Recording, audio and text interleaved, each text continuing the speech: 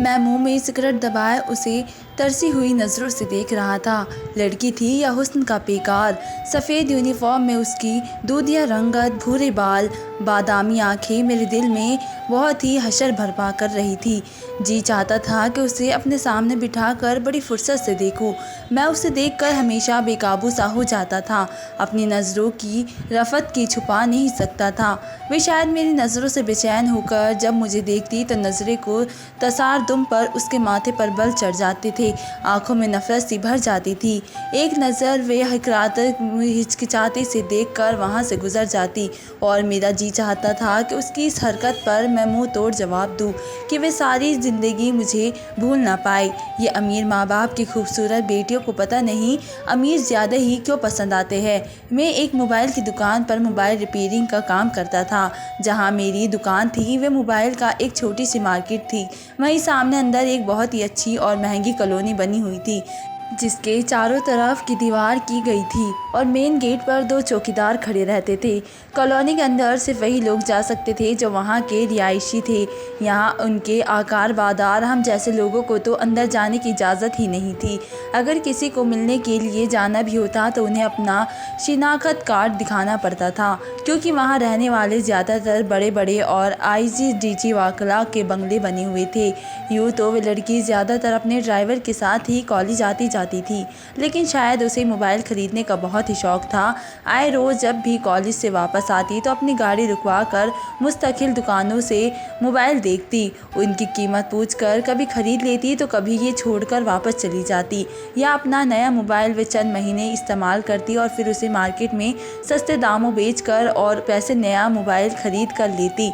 वे अमीरों वाले ऐश की पहली बार मेरी नज़र उस वक्त उस पर पड़ी थी जब वे सामने वाली दुकान पर मोबाइल ख़रीदने आई। उसी दुकान के एक कोने में छोटे से टेबल पर मैं बैठकर मोबाइल ठीक कर रहा था।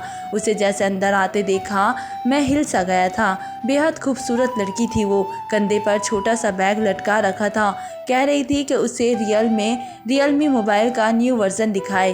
दुकानदार उसे मोबाइल दिखाने लगा, उसे मोबाइल की खूबियाँ बताने लगा और मेरी नज़रें उस पर बेखुदी सी उठने लगी। मैं एक हुस्न परस्त नौजवान था। खूबसूरत लड़कियों को देखकर मेरी नज़रों में वारसी सी उतरने लगती थी। मैं उन्हें सर से पाँव तक यूँ देखता कि जैसे नज़रों की हवस उनके वजूद से बुझा लूँगा, क्योंकि ऐसी लड़कियों को हासिल करना हमारे लिए नामुमकिन था। साली सब की सब अमीर घरानों से ताल्लुक़ रखती थी। हम जैसों को जूते की नोक पर रखती थी। उसके चेहरे पर सुलझती हुई लट मेरा चैन चुरा रही थी। मैं बड़ी मवी के उसे देख रहा था जब उसने मेरी तरफ देखा और फिर फूंक मारकर अपनी लट उड़ाने लगी। उसकी सदा पर तो मेरा दिल फना होने के लिए तैयार था। उसने फिर अपना रुख नागवार से बदला और मोबाइल लेकर चली गई। उसके बाद जब भी उसके आने का वक्त होता मैं दुकान से बाहर खड़ा हो जाता, उसे जाते हुए देखता रहता, यही सोचता कि काश एक बार मुझसे हंसकर बात कर ले। लेकिन मुझे देखते ही उसके चेहरे पर नागवारी सी छा जाती थी। शायद मेरी नज़रों की हवस को वो अच्छी तरह से जान गई थी। मैं गांव से शहर कमाने के लिए आया था। यहाँ आकर मोबाइल रिपेयरिंग का काम सीख रहा था और यही काम करने लगा। जहाँ मैं रहता था वे एक पसंदीदा का इलाका था जो उन्हीं बंगलों की पिछली साइड पर बना हुआ था। बाउंड्री लाइन की दूसरी तरफ हमारा छोटा सा मकान था जहाँ हम चंद लड़के रहते थे और मिलकर उसका किराया भरते थे। यूँ तो मैं खुश शक्ल था, लेकिन मसला सारा गुर्बत का था। एक बार मेरा एक दोस्त कहने लगा कि तुम्हारा दिमाग मोबाइल के सिस्टम में बहुत ही चलता है। मैंने कहा हाँ ऐसा तो है। मैं उनके मोबाइल का सॉफ्टवेयर ही चेक कर रहा था जो कि इशू कर रहा था। 10 मिनट लगे थे। मैंने उसका सारा डाटा ठीक करके उसको पकड़ा दिया। कहने लगा कभी तुमने मोबाइल हैकिंग के बारे में नहीं सोचा? मैंने कहा कि क्या मतलब? तो कहने लगा जो तुम्हारा दिमाग है तुम लाखों कमा सकते हो। मैंने कहा वो कैसे? तो कहने लगा अगर तुम मोबाइल हैकिंग करना सीख जाओ तो लड़कियों का डाटा अपने मोबाइल में हैक कर सकते हो और फिर उन्हें ब्लैकमेल करके पैसे ले सकते हो, क्योंकि आजकल की लड़कियां अपने मोबाइल पर अजीब व गरीब सी तस्वीरें खींचकर सेव करती है और अगर कोई अमीर लड़की फंस जाए तो तुम्हारे वारे न्यारे हो जाएंगे। मैं इस बारे में सोचने लगा था। फिर कहने लगा, तुम खुद शक्ल भी हो, अगर पहनना ओढ़ना अच्छा रखो तो कोई कह नहीं सकता कि किसी गरीब घराने से तुम्हारा ताल्लुक़ है। मैंने कहा, अच्छा वाकई? तो कहने लगा, और क्या। मैं उसकी बात पर सोचने लगा, लेकिन ऐसा कोई मौका मेरे हाथ नहीं लग रहा था। मैंने मोबाइल हैकिंग के बारे में अपनी कोशिश शुरू कर दी और वाकई मेरा दिमाग इस मामले में बहुत ही चलता था। जो भी लड़की मेरे पास मोबाइल ठीक करवाने आती, अगर वे कोड भी लगा के रखती तो भी उसका सारा डाटा हासिल कर लेता था। यहाँ तक कि उसकी तस्वीर भी, फ़ोन नंबर भी। पहली बार मैंने एक लड़की का सारा डाटा हैक करके उसके बाद उसे कॉल की। अपनी आवाज़ बदल कर मैंने उसे कहा कि मैंने तुम्हारा सारा डाटा हैक कर लिया है। कहने लगी, तुम झूठ बोल रहे हो। मैंने चंद तस्वीरें उसके व्हाट्सएप पर भेजी, जिससे वह बुरी तरह से घबरा गई। वह लड़की भी इसी कॉलोनी में रहती थी। मैं जानता था कि वह रहने वाले ज़्यादातर अमीर है और मैंने लड़की से पैसे मंगवाने शुरू कर दिए। अपना एक ऐसी पेज बना, अकाउंट खोला जिसमें एक फ़र्ज़ी नाम डाला और शनाख्त कार्ड का नंबर किसी और का लेकर डाला ताकि मैं पकड़ा ना जाऊँ। और फिर वह लड़की थी, कभी इतनी गहराई में नहीं जाती, इसलिए मैं उससे हज़ारों रुपये मंगवाने लगा और वह देती थी, क्योंकि उसने अपने बॉयफ्रेंड के साथ कुछ अजीब सी तस्वीर अपने मोबाइल में खींची हुई थी, जिन्हें अगर मैं वायरल कर देता तो वे बदनाम हो जाती। यहाँ से मैंने अपना हैकिंग का काम शुरू किया था। जब भी कोई लड़की मेरे पास अपना मोबाइल ठीक करवाने के लिए आती, उसके चंद महीने बाद मैं उसे ब्लैकमेल करने लगता ताकि उसका शक मुझ पर ना जाए और मेरी आमदनी का ज़रिया भी बना रहे। ये सिलसिला सिर्फ पैसों की हद तक था। अभी तक मैंने एनी मेरे पास नहीं आई थी। वे तो मेरे ख्वाबों की मलका थी, मेरी शहज़ादी थी। उसे तो मैं यूँ जाने नहीं दे सकता था। मैंने मोबाइल लिया और उस मोबाइल को देखने लगा। कहने लगी, शायद इसका जैक ख़राब हो गया है, चार्जिंग ठीक से नहीं कर रहा है। मैंने कहा, मैं देखता हूँ, क्या मसला है। वो मेरे बिल्कुल सामने खड़ी थी। मैंने कहा, आप कल ये मोबाइल ले जाइएगा। तो कहने लगी, ठीक है। ये कहकर वो चली गई। उस मोबाइल का वाकई जैक ही ख़राब का मसला था। मैंने जैक तो ठीक कर दिया था, लेकिन अपनी अकल लड़ाते हुए उसका सारा डेटा मैं हासिल कर चुका था, यहाँ तक कि उसका फ़ोन नंबर भी। लेकिन उसके साथ मैंने पैसों का कोई मसला नहीं किया था, और क्योंकि उसके मोबाइल में ऐसा कुछ था ही नहीं, सिर्फ उसी की तस्वीरें भी थी। उसका किसी भी लड़के से शायद कोई अफेयर नहीं था, क्योंकि उसकी ऐसी कोई तस्वीर नहीं थी जिससे मैं उसे ब्लैकमेल कर सकता था, और करना चाहता भी नहीं था। उसे तो मैं किसी और मकसद के लिए इस्तेमाल करना चाहता था। वे मेरी पहली ख्वाहिश थी और मैं अपने जज्बात की तस्कीन के लिए उसे भुलाना चाहता था। लेकिन यूँ ब्लैकमेलर बनकर नहीं, बल्कि अपनी ब्लैकमेलिंग से मैं काफ़ी पैसा कमा चुका था। गांव में माँ भी बड़ी राज़ी थी, क्योंकि मैं अपनी तनख्वाह से बढ़कर उन्हें पैसे भेजता था। और अब तो मैंने बहुत ही अच्छे अच्छे कपड़े खरीद लिए थे, जिन्हें पहनकर मैं कहीं से भी गरीब का, किसान का बेटा नहीं लगता था। मैंने अपने दोस्त से एक इस्तेमाल शुदा सिम ली, क्योंकि वह अक्सर मोबाइल चोरी करता था और सिम निकाल कर एक साइट पर रख देता था और मोबाइल को मुझसे ही ठीक करवा कर आगे बेच देता था। उसके पास बेशुमार सिम पड़ी हुई थी। मैंने एक ऐसी सिम ली जो कि 2 साल पुरानी थी। यकीनन उसका मालिक तो उस सिम को भूल भी चुका होगा और मोबाइल को भी। मैंने वे सिम डाली तो वो ऑन हो चुकी थी। मैंने उससे एनी का नंबर मिलाया। उसने फ़ोन उठाया। उसकी आवाज़ सुनकर तो मुझे जैसे अपने चारों तरफ घंटियाँ बजती हुई महसूस हो रही थी। कहने लगी, कौन बात कर रहे हो? मैंने कहा, आपका दीवाना।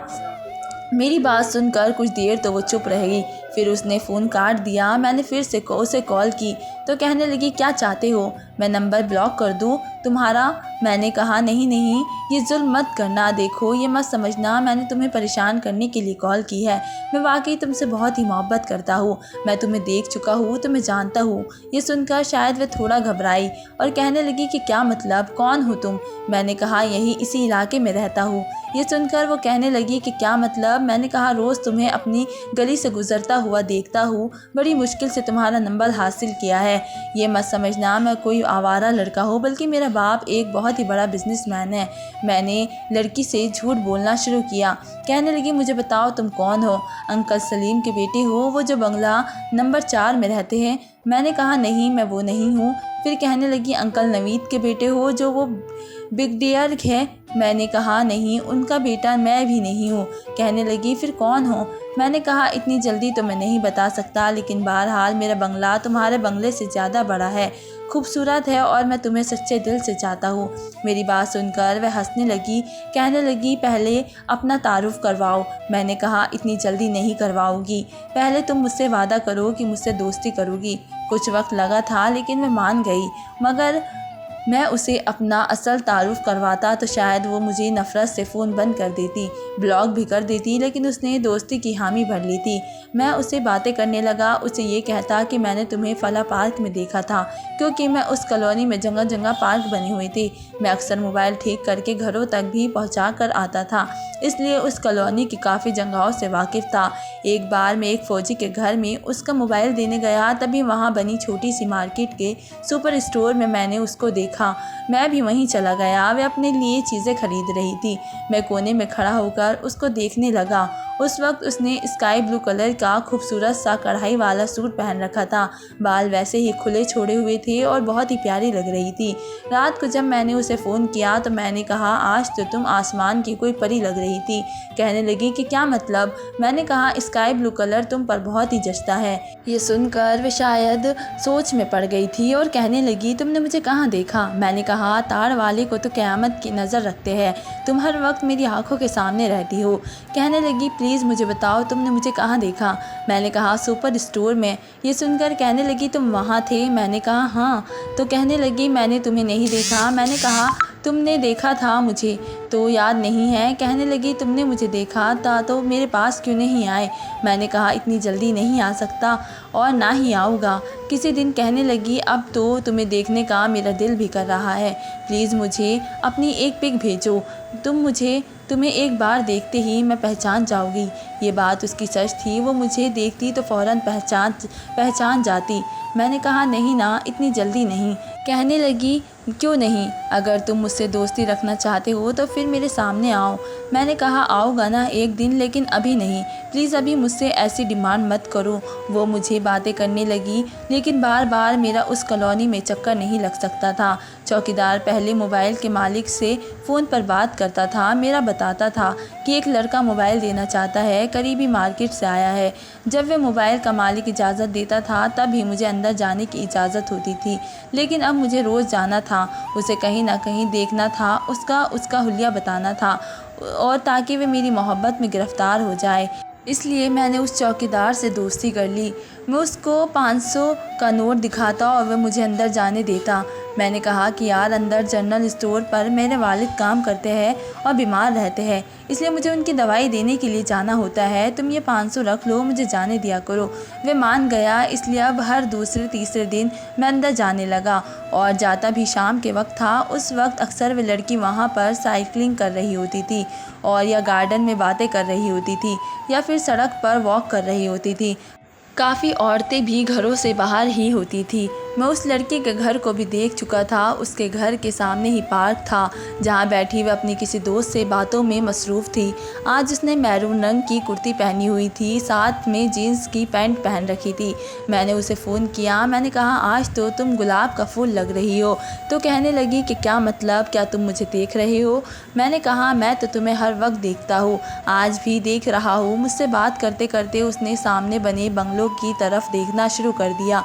कहने लगी कहाँ खड़े हो तुम? अपनी गैलरी में हो या खिड़की में? प्लीज़ मेरे सामने आओ। उसकी बेचैनी देखकर मेरे अंदर जैसे सुरूर सा बढ़ा था, ठंडक सी उतरी थी। मैं बेहद खुश हो गया था उसकी आंखों में अपने लिए बेचैनी देखकर। वो मुझे देखने की बहुत ही परेशान हो रही थी। मैंने कहा नहीं नहीं यार, इतनी जल्दी नहीं। अच्छा बात सुनो। कहने लगी क्या? मैंने कहा गुलाब का फूल तुम्हें दूंगा। तो कहने लगी वाकई में? मैंने कहा हाँ। कहने लगी अच्छा मैं तुम्हें देखना चाहता हूँ। मैंने फ़ोन बंद कर दिया। वही लगे हुए गुलाब के फूलों में से एक फ़ूल तोड़ा। उस वक्त मैंने ब्लैक पैंट और ब्लैक शर्ट पहन रखी थी और ब्लैक कलर की हैट पहन रखी थी। अगर मैं तेज़ी से उसके पास से गुज़रता तो यकीनन वो मुझे देख नहीं सकती थी। जिस जगह वो बेंच पर बैठी थी पीछे ही वॉकिंग टैग था और जहाँ बहुत से लड़के वॉक कर रहे थे। किसी ने शॉर्ट्स पहने हुए थे तो किसी ने पैंट शर्ट पहनी हुई थी। मैं भी उसी टीम में शामिल हो गया था। 5-6 लड़के जब उसके बेंच के पास से गुजरे तो मैंने गुलाब का फूल पीछे की तरफ उसकी गोद में फेंक दिया और ख़ुद तेज़ी से कदम उठाता हुआ आगे बढ़ गया। उसने पीछे पलट कर देखा, लेकिन उस वक्त जो लोग उसे नज़र आए वे ज़्यादातर उम्र रसीदा बुज़ुर्ग थे जो वॉक कर रहे थे। वे फ़ौरन से खड़ी हो गई, इधर उधर देखने लगी। मैं पार्क में आ चुका था और एक दरख्त की ओड़ में खड़ा हो गया था। मैंने मोबाइल से फिर कॉल की उसको। उसने फ़ोन फ़ौरन से उठाया। मैंने कहा, ये तुम्हारे लिए मेरा पहला तोहफ़ा, संभाल कर रखना। तो कहने लगी, तुम हो? मैंने कहा, तुमसे कहा तो है कि अभी नहीं बताऊँगा।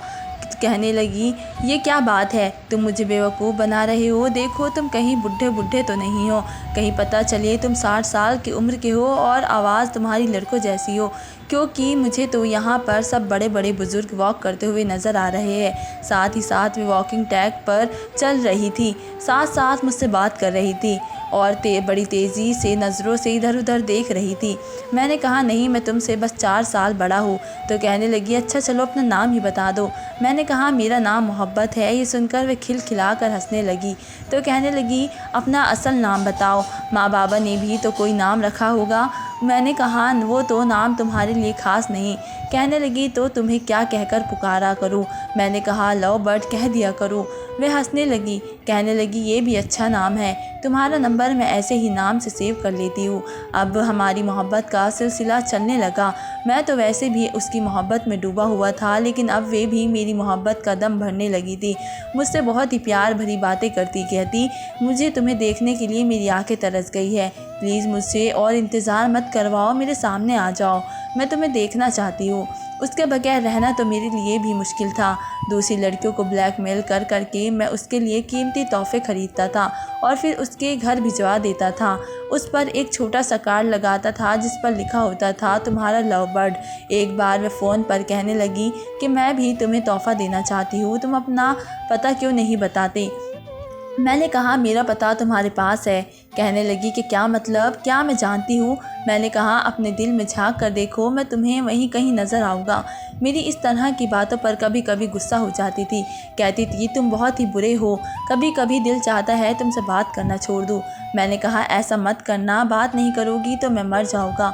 उसकी बेताबिया अब मुझे देखने का इश्तियाक, अपने लिए उसका बेकरार होना मुझे किस कदर तस्कीन कर देता था, मैं बयान नहीं कर सकता। मेरा जी चाहता था वक्त यहीं थम जाए और वे यूं ही मेरे लिए बेकारियाँ दिखाती रहे और मैं उसे तरसाता रहूं। इतना कि जब वे उसके सामने आओ तो वे मेरी गुर्बत को देखकर बस मुझे टूट कर चाहे, अपनी सारी मोहब्बतें और शिद्दत मुझ पर निछावर कर दे। मैं उसे अपनी मोहब्बत में इस कदर पागल कर देना चाहता था ताकि उसको मेरी गुर्बत नज़र ना आए। और एक बार तो मैं अपनी ज़िद ही पकड़ ली, उसने ज़िद ही पकड़ ली। कहने लगी कि उसकी दोस्त की बर्थडे पार्टी है जिसे वे एक हॉल में सेलिब्रेट कर रही है, वहाँ लड़के लड़कियाँ डांस भी करेंगे, वहाँ पर पार्टी भी है। मैं तुम्हें इनवाइट कर रही हूँ, प्लीज़ वहाँ पर आ जाना, एक शर्त पर आऊँगा। वो कहने लगी कि क्या? मैंने कहा, तुम्हें मेरे साथ कपल डांस करना पड़ेगा। वह कुछ देर तो हंसती रही, सोचती रही, फिर कहने लगी, डन। मैंने ब्लैकमेलिंग से अच्छे खासे पैसे भी कमा लिए थे, इसलिए अपने लिए एक बहुत ही ज़बरदस्त सूट खरीदा। आज मैंने उस कॉलोनी में जाने का चौकीदार को 1000 रुपये दिए थे और उसने मुस्कुराते हुए वे पैसे रख लिए थे और मैं उस हॉल में पहुंच गया जहां पार्टी थी। वहां गार्ड को मैंने अपने मोबाइल से कार्ड की तस्वीर दिखाई जो उसने मुझे अंदर जाने की इजाज़त दे दी। जैसे ही मैं अंदर आया तो वहाँ बहुत शोर था, इंडियन रोमांटिक गाने लगे हुए थे और लड़के लड़कियां कपल डांस कर रहे थे। हॉल में सिर्फ जगमगाती मध्यम सी रोशनी थी, कोई भी किसी को ठीक से दिखाई नहीं दे रहा था। मैंने पूरे हॉल में नज़र दौड़ाई तो सामने एनी एक कुर्सी पर बैठी थी, ब्लैक कलर की साड़ी पहन रखी थी, शायद मेरा इंतज़ार में थी। मैंने अपने चेहरे पर एक मास्क पहन लिया जो वहाँ पर बहुत से लोगों ने पहन रखा था और चलता हुआ उसके पास जाने लगा। जैसे जैसे मैं उसकी तरफ बढ़ रहा था मेरे दिल की धड़कनें तेज़ हो रही थी, वह दाएं बाएं मुझे ही तलाश कर रही थी। जब मैं उसके सामने आकर खड़ा हो गया और उसकी तरफ अपना हाथ बढ़ाया, वे कुछ देर मुझे देखती रही, फिर अपने मेरे कपड़ों को देखकर मुस्कुराने लगी। कहने लगी, लव बर्ड। मैंने कहा, यस। ये कहते हुए मैंने उसका हाथ पकड़ा और उसे डांस रैंप पर ले गया। मेरा दिल उस वक्त एक अजीब सी सरसरी में था जिसकी मैंने ख्वाहिश की थी, या यूँ कहे कि जिस चाँद को मैंने छूना चाहता था आज वे मेरी दस्तक में थी और मेरी बाहों में थी। मैंने उसकी कमर पर अपना हाथ रखा और उसका हाथ अपने कंधे पर रख दिया। वे मेरी आंखों की तरफ देख रही थी। कहने लगी, चेहरा क्यों छुपा रखा है? मैंने कहा, बस यूं ही अपनी मोहब्बत को आजमाना चाहता हूँ। कहने लगी कि क्या मतलब? मैंने कहा, तो देखना चाहता हूँ तुम्हें मेरे चेहरे को देखने की कितनी बेताबी है या मुझसे मोहब्बत की। कहने लगी, मैं तुम्हारी बात नहीं समझी, तुम कहना क्या चाहते हो? मैंने कहा, सीधी सी बात है, अगर तुम्हें मुझसे मोहब्बत होगी तो तुम मुझे नकाब उतारने के लिए नहीं कहोगी। कहने लगी, बिल्कुल भी नहीं, मुझे तुम्हें देखना है, समझो। मैंने कहा, मतलब तुम्हें मेरे चेहरे से मोहब्बत है, मुझसे नहीं? अगर मैं ज़्यादा खूबसूरत नहीं हुआ, एवरेज सा हुआ, तो तुम मुझे छोड़ दोगी? तो कहने लगी, नहीं, मुझे तुम्हारा तसव्वुर बांधना है और उसके लिए तुम्हें देखना ज़रूरी है। मैंने कहा, मुझे महसूस करना ज़रूरी नहीं है, आज हम सिर्फ़ एक दूसरे को महसूस करते हैं। वो मेरी आंखों में देख रही थी और मैं उसकी। कब कभी हम दोनों एक दूसरे की आंखों में देख खो चुके थे और शायद यहाँ के माहौल का असर था, हमारी कुर्बतें बढ़ने लगी। आज मैं उसे बेकाबू देख रहा था क्योंकि उसके हाथों की गिरफ्त मेरे कंधों पर मजबूत हो चुकी थी। मेरे दिल को बड़ी ज़ोर का धक्का उस वक्त लगा जब वे मेरे अंदर सामने की कोशिश कर रही थी। मेरे इस कदर करीब आ चुकी थी कि मैं भी अपनी होश खोने लगा था। इससे पहले कि मैं उसके साथ कोई गुस्ताखी करता, बड़ी मुश्किल से मैंने खुद को संभाला क्योंकि मेरी रंगों में शरीफ माँ बाप का खून दौड़ रहा था। मैंने फ़ौरन उसकी गिरफ्त से खुद को आज़ाद करवाया। मैंने कहा, बस इससे ज़्यादा नहीं। वे खुद भी होश में आई, मुझे देखकर फ़ौरन से नज़रें चुरा गई। मैं फ़ौरन से उसको छोड़ता हुआ वहाँ से चला गया। वे मेरे पीछे तक आई थी। मैं हॉल से बाहर निकला और तेज़ तेज़ कदम बढ़ाता हुआ अंधेरे की तरफ चला गया। वे बाहर तक आई थी। कहने लगी, मेरी बात सुनो, तुम कहाँ जा रहे हो? प्लीज़ मेरी बात सुनो। मेरे नाम तक से तो वो वाकिफ़ नहीं थी, मुझे लव बर्ड कहकर पुकार नहीं सकती थी, लेकिन मैं उसकी आंखों से ओझल हो चुका था। काफ़ी देर वे इधर उधर मुझे तलाश करती रही, फिर अपने आंसू पोंछते हुए वापस हॉल में चली गई। जब तक मैं उस कॉलोनी के गेट तक पहुंचा, उसकी कॉल आने लगी। मैंने फ़ोन उठाया और कहने लगी, मैं तुम्हारे बगैर नहीं रह सकती, बस अपना रिश्ता भेजो और अब मुझसे बात तब करना जब मेरे साथ तुम्हारा कोई मजबूत ताल्लुक़ बन जाए। ये कहकर उसने फ़ोन बंद कर दिया और मेरे होश उड़ गए।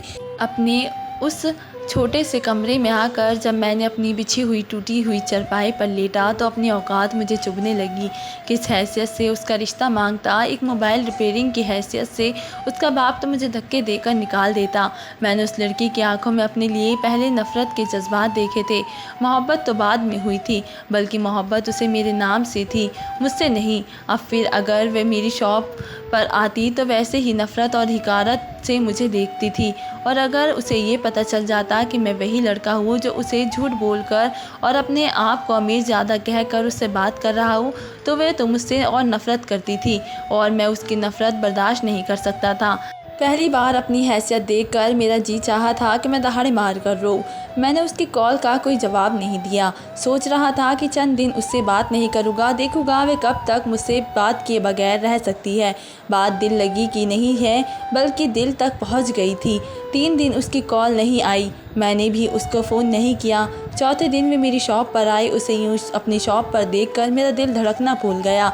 उसकी आंखें बेतहाशा मातम सी थी और लग रहा था कि वो बहुत रोई हो। ये देखकर मेरे दिल को कुछ हुआ था। दिल चाहा उसके सामने चला जाऊँ, उसे कह दूँ कि मैं तुमसे बहुत ही मोहब्बत करता हूँ, लेकिन मेरे पास पैसे नहीं हैं, लेकिन कह नहीं सकता था। मेरी जान उस वक्त निकली जब दुकान में दाखिल होते हुए उसने 1 मिनट उस दुकानदार से बात की, फिर चलते हुए मेरे पास आई, अपने बैग्स में से एक टूटा हुआ मोबाइल दिया और मेरे सामने रख दिया। उसकी स्क्रीन टूट चुकी थी। कहने लगी, इसे रिपेयर कर दो और इसकी स्क्रीन भी लगा देना। मैं उसके सामने बोल नहीं रहा था क्योंकि अब वे मेरी आवाज़ को सुनते ही पहचान जाती। मैंने हाँ में सर हिला दिया। कहने लगी, कितने पैसे लगेंगे? मैंने सामने रखे पेपर पर पैसे लिख दिए तो कहने लगी, मुंह में ज़बान नहीं है क्या? मैंने पेपर पर लिख दिया। गला बहुत ही ख़राब है, आवाज़ नहीं निकल रही, क्योंकि अगर वे मेरी आवाज़ सुन लेती तो मेरी जान ज़रूर निकल जाती। कहने लगी, ये कब तक ठीक होगा? मैंने फ़ोन पकड़कर उसकी हालत देखी। पर्चे पर लिखा कि ये कैसे हुआ है, इतनी बुरी हालत कैसे हो गई? तो कहने लगी, मैंने दीवार पर मार कर तोड़ दिया था। बहुत ही गुस्सा आ रहा था फ़ोन पर। सुन लिया तुमने? अब बताओ कि ये कब तक ठीक हो सकता है और कब तक लेने आऊँ? मैंने कुछ नहीं कहा, अपनी नज़र भी उठाकर उसे नहीं देखा, क्योंकि जो अमृत कुछ दिन पहले मैंने अपनी नज़रों से उसे पिलाया था, ऐसा लग रहा था कि कहीं मेरी आंखों से मुझे पहचान न ले। मैंने फिर हाँ में सर हिला दिया और वो चली गई। उसके जाने के बाद मैंने अपना रुका हुआ सांस बाहर किया था, लेकिन मैं नहीं जानता था जो कुछ अब मेरे साथ होने वाला है। मैं ये सब चीज़ें अब सह नहीं पाऊँगा। तो दोस्तों, आगे की कहानी आपको मिलती है नेक्स्ट पार्ट में। धन्यवाद दोस्तों।